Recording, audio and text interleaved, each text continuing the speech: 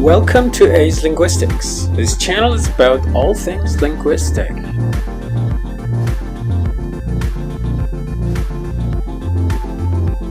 So let's see what we've got today.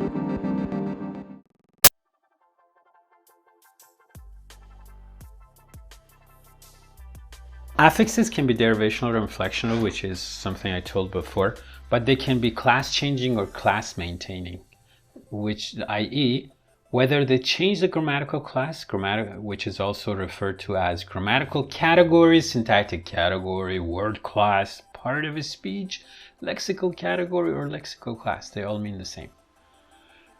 So whatever they are, whether they change the grammatical class or grammatical category or not, if they do, they're derivational. If not, they may be derivational or inflectional. But if they do, they can be referred to as class changing. If they don't, they can be called class maintaining. Okay, so with this in mind, it would totally make sense to ask, in the case of any affix, whether it is derivational or inflectional, and if the former, whether it is class changing or class maintaining. So this means that while derivational affixes may or may not be class changing, inflectional affixes are never class changing, and they are always class maintaining.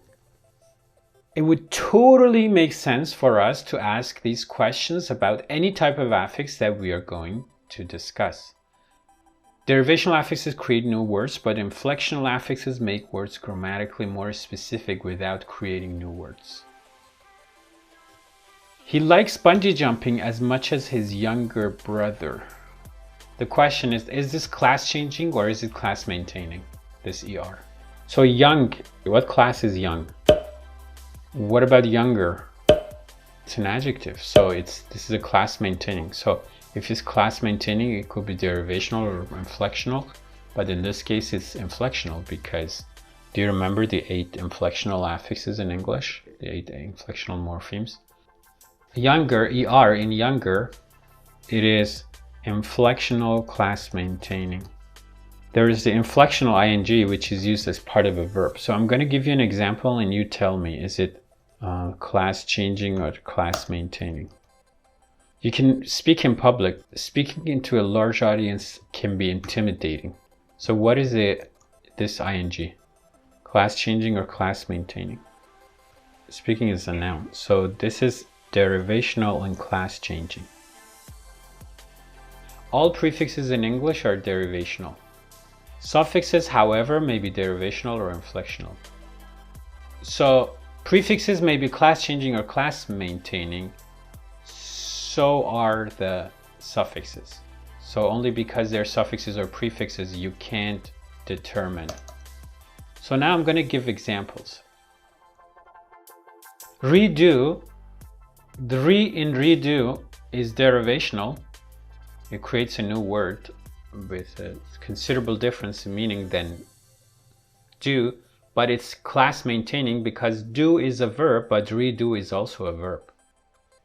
Undo is the same. It's derivational, but it's class maintaining. How about helpless? Less in helpless. Help is a noun, less. Helpless is an adjective, so it's a class changing derivational. What about helpful? You tell me now.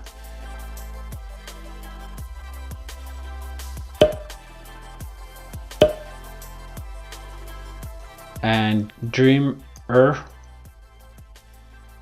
derivational class changing because dream is a verb, dreamer is a noun. Julie's brush. What about this affix? This is inflectional, class maintaining. Jules is still a noun.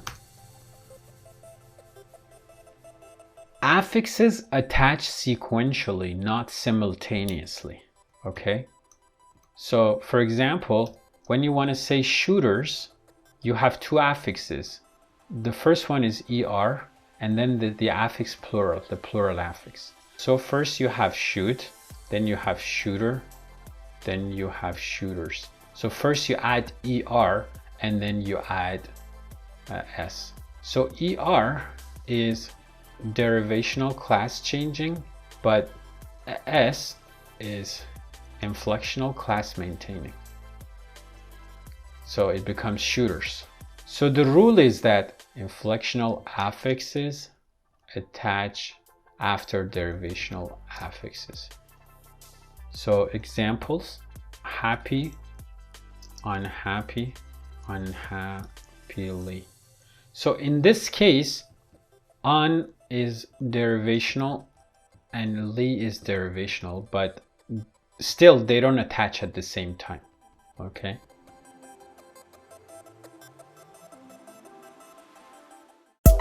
Thanks for your time and attention, and see you again soon.